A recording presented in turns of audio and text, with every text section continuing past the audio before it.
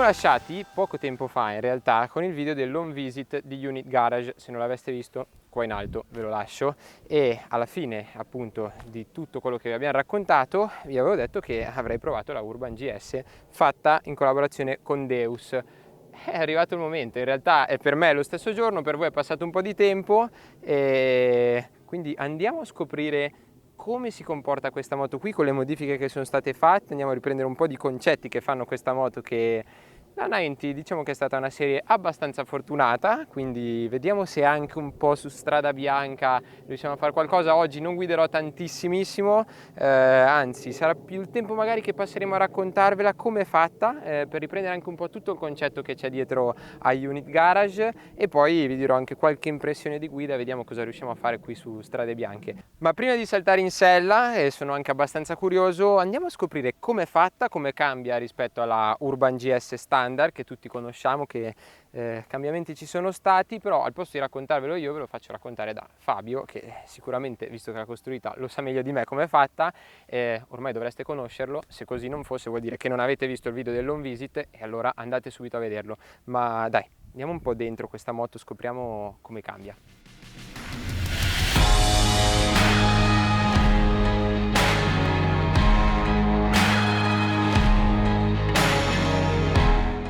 Abbiamo già raccontato tutto quello che si doveva raccontare nel video precedente, adesso parliamo dell'ultima creazione, che direi che è anche abbastanza classica, no? Riprende un po' anche la prima moto che avete fatto come linee.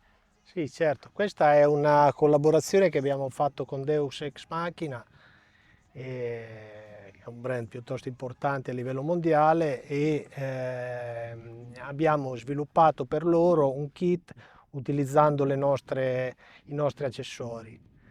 E partendo dalla ciclistica siamo andati a rivedere le sospensioni sia frontalmente che quella posteriore, alzando la moto di circa 4 cm, Che non è poco. che non è poco, ma soprattutto anche a livello di idrodinamica è stata rivista notevolmente. Adesso la forcella funziona molto bene, l'ammortizzatore è un Öhlins che non ha bisogno di presentazioni, e la moto si comporta in maniera completamente diversa da quella Davanti originale. cartucce Andreani, si vede già Davanti da... cartucce Andreani, riviste con le nostre tarature, insomma con Giuseppe abbiamo un rapporto piuttosto stretto da anni, e abbiamo chiesto alcune caratteristiche, insomma ci hanno accontentato come sempre fanno.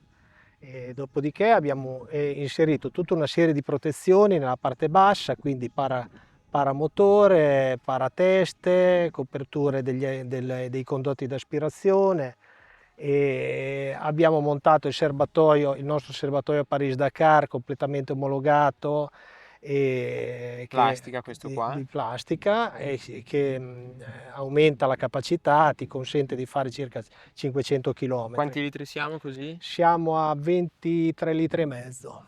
Degno di un adventure Sì, di un certo livello. considerando che questo motore insomma non ha un consumo folle, non è chiaramente una moto da gara, no? È una Certo. moto che ti trasmette, diciamo, un certo feeling, ti consente di fare, diciamo, di divertirti, ma chiaramente non è una moto estrema. E poi in questa versione abbiamo montato una monosella e il nostro parafango posteriore con il nostro portatarga.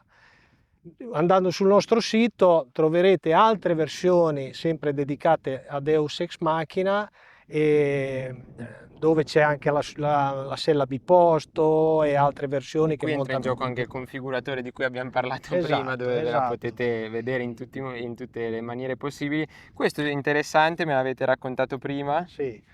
Questo è un piccolo vezzo che abbiamo inserito per, non so, il telepass o le chiavi della macchina, le piccole cose. Insomma, sta moto non ha, anche da originale, non ha la possibilità di portarsi, diciamo, niente, perché non ha un vero e proprio vano portaoggetti. Chiaramente noi abbiamo inserito le nostre borse. Adesso qui montiamo la tabella, però sullo stesso punto di fissaggio si possono portare una delle nostre borse, ne abbiamo un sacco di modelli, tutte agganciabili facilmente. Abbiamo uno scarico 1-2-1, qui nella versione con raccordo in acciaio, e il terminale in titanio, ma volendo ce C'è anche il l'abbiamo completo. anche completamente in titanio.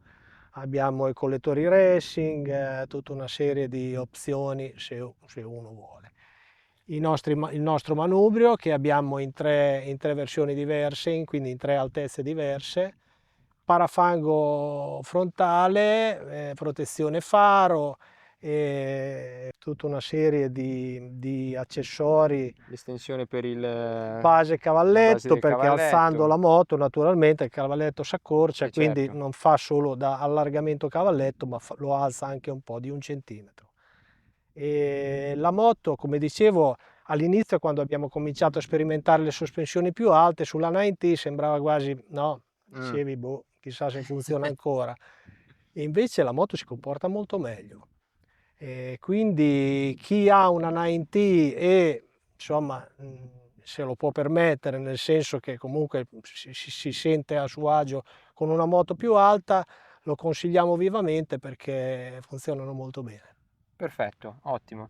Dai, direi che adesso posso saltare in sella? Esatto, Andiamo a vedere come va. vai.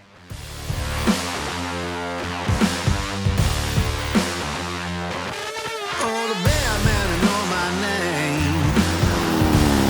So don't you worry yourself about me.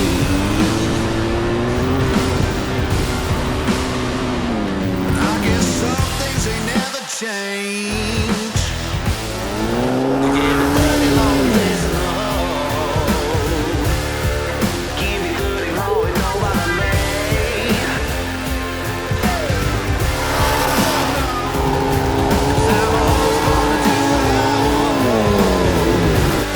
Cause I'm a bad man, I'll do what I please. Bene, prova finita, o meglio, prova, diciamo prima presa di contatto, ve l'avevo detto che non sarei stato in moto tantissimo, però non era solo della guida che volevo capire, adesso sono arrivato un po' a una conclusione, no? Perché abbiamo fatto tutto il giro dentro da Unit Garage, la R&D, tutta la logistica, abbiamo conosciuto tutte le persone che creano questa realtà, che danno vita e fanno funzionare questa realtà, e quindi mi sono detto, ok, è tutto super figo, più figo di quello che mi aspettavo, vediamo se anche la moto è effettivamente quello che poi gli viene montato sopra, com'è, no? Al tatto, a starci sopra. Beh, partirei da questa considerazione forse, che introdurrei, oltre con quello che non vi ho detto prima quando vi ho presentato la moto, ovvero la cura che c'è dietro la realizzazione di ogni singolo componente. Vi faccio l'esempio, quello che abbiamo detto nel video dell'home visit sul RAL dei paramotori. Beh, in questo caso qua lo vedete, è proprio identico il nero, no? Ma banalmente anche i nottolini, i bilancieri che vedete qui, è tutta roba molto curata, per non parlare poi della verniciatura, che secondo me è veramente molto molto bella. Si sente già quanto è anche spesso qua sotto, prima che si rovini ce ne passa, che dire, vale sicuramente quello che costa a livello di qualità. Però partirei dall'ergonomia, che certifica un po' tutta questa cosa, perché ho provato a salire su più di una custom nel corso della mia vita, e spesso e volentieri quello che vedi da fuori poi non è quello che senti quando ti ci siedi sopra, perché un bel serbatoio non è detto che sia necessariamente ergonomico, o un bel manubrio che non abbia una piega sbagliata, o una sella che, per quanto in questo caso era stremata, non possa essere, diciamo, utilizzata rispetto magari a una che risulta inutilizzabile da quanto è dura o da quanto è stretta, o anche da banalmente come è stondata, no? Che spesso io sono abbastanza sensibile nella zona qui con le selle, e questa qui devo dire bella stretta, questo aiuta, ma ci sto su abbastanza bene. Quindi ergonomia, quando ci sali sopra ti fa sentire un po' su una moto, come dire, della Dakar di anni e anni fa. È un'impostazione un po' particolare che però sposa perfettamente quello che è il concetto di questa moto qua, ovvero sella, busto bello eretto, il serbatoio è bello grosso e quindi il manubrio è bello lontano quando sei seduto, no? C'è questa posizione qui. Quando sei in piedi poi in realtà tutto diventa più vicino, perché riesci a spostarti un po' anche in avanti, però per uno che è alto 1,80 m, tra l'altro molto più alta di 4 cm, io problemi a toccare non ne ho, anche chi è un pochino più basso di me sicuramente non ne avrà, perché la zona di calzata è molto stretta, non ci sono punti di contatto fastidiosi che possono andare a darvi fastidio, le pedane piedi indietro, qualcuno potrebbe riuscire a metterli anche davanti, però sappiamo tutti che è una questione di abitudine. Quando si guida, beh, da seduto l'ho detto, manubrio bello lontano, però ci si fa l'abitudine. In piedi invece c'è una bella libertà di movimento.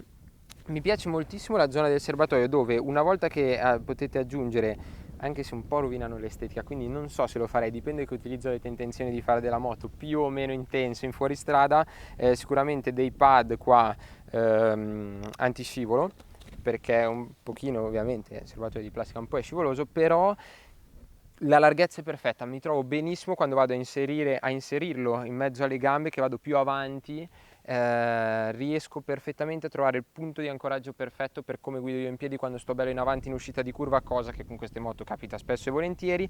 Quando mi sposto un po' più indietro invece, beh, qui mi sarebbe piaciuto magari la moto un filino più larga, più raccordata vicino al serbatoio, in modo tale che avessi un appiglio un po' più diciamo consistente per le ginocchia. Mi hanno spiegato che tra l'altro con l'altra sella è così, è tutto più raccordato, quindi resta questo commento alla Urban GS in collaborazione con Deus. Per il resto, beh, non è stato cambiato molto altro a livello di ciclistica. Devo dire che le sospensioni fanno una bella differenza, la forcella se avete una 90 Urban GS, avete provato a far fuori strada, sapete di cosa sto parlando, quale può essere il limite, che non è solo una questione di altezza terra, di luce a terra, ma anche proprio di sostegno che ti può dare davanti quando prendi le buche, di direzionalità, di tante cose anche che poi vanno insieme alla ruota 19. Beh, qui c'è un bel sostegno, non è troppo dura, quindi la moto difficilmente sbacchetta anche sui punti più veloci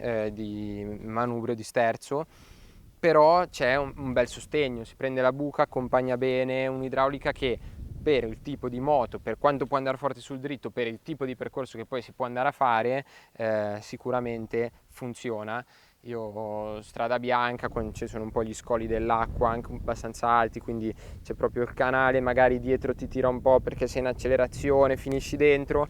Ho trovato una bella risposta. Dietro non ho fatto salti chissà cosa, quindi anche davanti sul fondo corsa non mi esprimo, dietro idem, però rispetto alla standard sicuramente c'è più trazione meccanica, riesce a scaricare meglio a terra la coppia quando si va sul gas. Lo dico anche perché avevo sulle gomme che sicuramente TKC80 aiutano rispetto a una gomma stradale, ma devo dire abbastanza gonfie, e quindi questo non aiuta a livello di trazione, ma il mono sicuramente dà una bella mano in questo senso, soprattutto ragionando anche sul mio peso di 67 kg, che ho sempre un po' di problematiche, no? Su questo tipo di moto qui a fare dar trazione. Oltre a questo, beh, motore che di fatti non è stato toccato niente proprio di quello che vedete qua, e io continuo a dirlo, questo secondo me è il motore più riuscito nella storia di BMW, mi piace tantissimo, allunga fino a 9000 giri. Qui in realtà il contagiri non c'è, ma io mi ricordo da altre 90 che ho usato, allunga veramente tanto, un burro, super, non ha mai un buco d'erogazione, precisissimo sul gas. È chiaro, per fare robe un po' estreme il gas è un po' lento nel primo attacco, se vogliamo, come la frizione magari potrebbe essere un po' dura, però ripeto, non è una moto da andare a fare sicuramente l'Herzberg, però è veramente una goduria. E forse se avesse avuto una rapportatura leggermente più corta in seconda non mi sarebbe dispiaciuto, però stiamo veramente cercando il pelo nell'uovo. Poi questo è un discorso più di BMW che di Unit Garage. Chi ha fatto Unit Garage c'è lo scarico, beh, che dire, lascia voi i commenti. Prima ho fatto un sound check, ascoltatelo.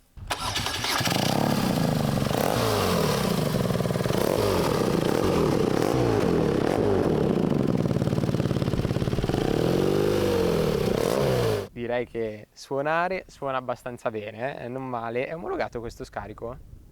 Pure omologato, quindi ero pronto a dirvi fa niente, vale la pena rischiare di farsi ritirare la moto per un sound così, invece è anche omologato, quindi beh, direi che ci siamo, dai. Oltre a questo, l'unica cosa che proprio potrei desiderare se dovessi prendere questa moto sono delle pedane leggermente più larghe, un po' più basse, ma più che altro più larghe, che potessero darmi un miglior appoggio in fuoristrada.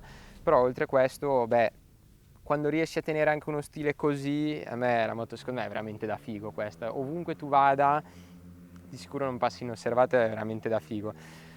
Direi che abbiamo finito, sono curioso, magari in futuro ci sarà l'occasione di saltare in sella qualche altra loro creazione per qualcosa di un po' più intenso, però voi intanto fatemi sapere qui sotto nei commenti cosa ne pensate, prendereste mai in considerazione anche se è il vostro genere di moto, o magari se non lo è, se vedendone una così vi ha fatto venire voglia di salirci in sella, qui sotto nei commenti.